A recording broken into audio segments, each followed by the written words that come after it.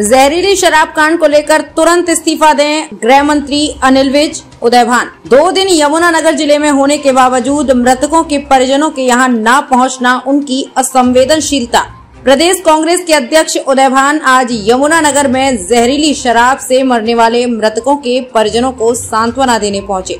पत्रकारों से बातचीत में उन्होंने कहा कि गृह मंत्री को इस घटना पर तुरंत त्याग पत्र दे देना चाहिए, जबकि मुख्यमंत्री को आड़े हाथों लेते हुए उन्होंने कहा कि 2 दिन यहां होने के बावजूद उनका मृतकों के घर न जाना उनकी असंवेदनशीलता को दर्शाता है।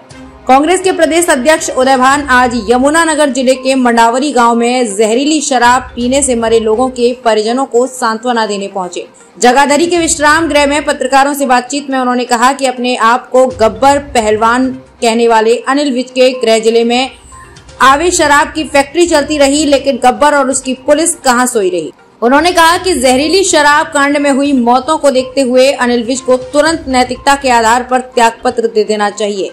उदय भान ने मुख्यमंत्री को भी आड़े हाथों लेते हुए कहा कि यमुनानगर में 2 दिन होने के बावजूद वो मृतकों के परिजनों के यहाँ सांत्वना देने तक नहीं पहुंचे, ये उनकी असंवेदनशीलता है। उदय भान ने प्रदेश सरकार से मांग की कि वो तुरंत मृतकों के परिजनों को 50-50 लाख रुपए का मुआवजा प्रदान करें तथा दोषियों को सख्त सजा दिलवाएं। एक प्रश्न के उत्तर में उन्होंने कहा कि दोषी चाहे कोई भी हो उसे बख्शा नहीं जाएगा। उन्होंने कहा कि उन्हें जैसे ही पता चला कि उनकी पार्टी का ही कार्यकर्ता भी इस मामले में आरोपी है तो उन्होंने तुरंत उसे पार्टी से निष्कासित कर दिया है। जो नकली शराब का चिट्ठा का जो कारोबार जो चल रहा है पूरे देश में और जो घर घर तक पहुंच गया, और उसमें जो नकली शराब का भी इससे पहले भी सोनीपत में हुआ था, 30-32 जाने वहां पर गई थी और अभी यहाँ पर हुआ है। तो सरकार का बहुत गंभीर विषय पर इसको लेना चाहिए। ये समय कोई गृह विभाग कहे कि एक्साइज की ड्यूटी है, एक्साइज कहे कि भाई गृह विभाग की ड्यूटी है, ये भी बहुत ही चिंता का विषय है। जो गृह मंत्री अपने आप को बहुत बड़ा कभी गब्बर से तुलना करता है, कभी बब्बर शेर के, लेकिन कोई गिदड़ी भी कोई डरती नहीं और सबसे कमजोर और अक्षम गृह मंत्री साबित हुए। आज पूरे प्रदेश को नशे में डुबो करके रख दिया है और ऐसे जो कर्म जो होते हैं, ऐसे जो कांड होते हैं, वो बगैर पुलिस की मिली भगत के किसी भी सूरत में नहीं हो सकते। इसमें पूरी तरह से गंभीर रूप से पुलिस की सब जगह मिली भगत है और ये सरकार की अक्षमता है। मैं तो चाहूंगा कि गृह मंत्री को अपने पद से इस्तीफा दे देना चाहिए कि उनकी अपनी अकर्मण्यता के कारण, अक्षमता के कारण, कि वो किसी भी तरह से जो लोगों को अपना योगदान नहीं दे पा रहे लॉ एंड ऑर्डर की व्यवस्था को सुधारने में, तो उनको बहुत इस सोचना चाहिए। और एक्साइज का जो हमारे डिप्टी सीएम दुष्यंत का, उसका तो पहले ही है, एसआईटी बनाते हैं लेकिन किसी की भी एसआईटी की रिपोर्ट तक भी नहीं आती। आज हम उन गांवों में जाएंगे उनके दुख में शामिल होने के लिए, उनको संवेदना प्रकट करने के लिए। साथ ही हम इस सरकार से मांग करते हैं कि जो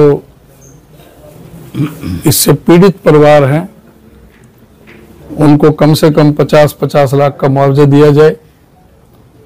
उनके जो छोटे बच्चे हैं उनको फ्री एजुकेशन, अच्छी एजुकेशन उनको प्रदान करने के काम ये सरकार करे और ये सुनिश्चित करे कि आगे इस घटना को किस तरह से रोका जाए।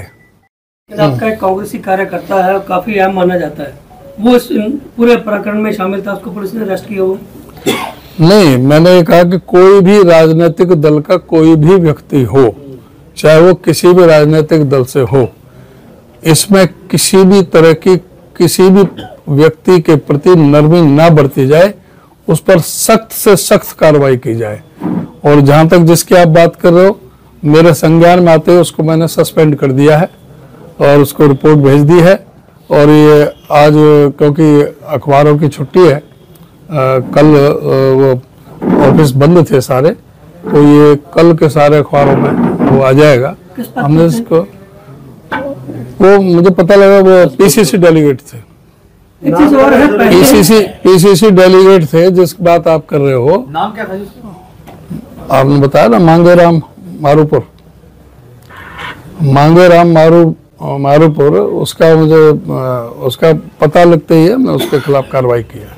प्रधान जी पहले दिन 4 मौतें हुई, 5 मौतें हुई थी, और तब से अब तक 20 मौतें यमुनानगर में है। आप इतने दिन के बाद आए, जबकि आपकी पार्टी का कार्यकर्ता पहले दिन पकड़ लिया था। इंतजार कर रहे थे कि मौतों का नहीं, पहले दिन का मुझे कोई नहीं पता, मेरे को परसों संज्ञान में आया था, मुझे नहीं पता था, नहीं हम जिस दिन पता लग जाता उसी दिन कर लेते। अभी जैसे मुझे पता लगा तभी मैंने कहा उसके वो जब उसके आदेश जारी कर दिए। लेकिन ये तो शुरू से अखबार की फ्रंट लाइन चल रही है, पहले दिन चैनलों में।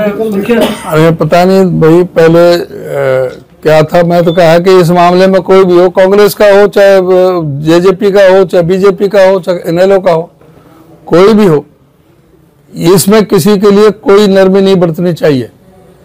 चाहे वो जेजेपी का हो, कांग्रेस का हो, कांग्रेस का है तो उसके लिए नहीं कि हम उसको कोई बचाने का कोई प्रयास करेंगे, कोई उस पर भी सख्त से सख्त कार्रवाई होनी चाहिए।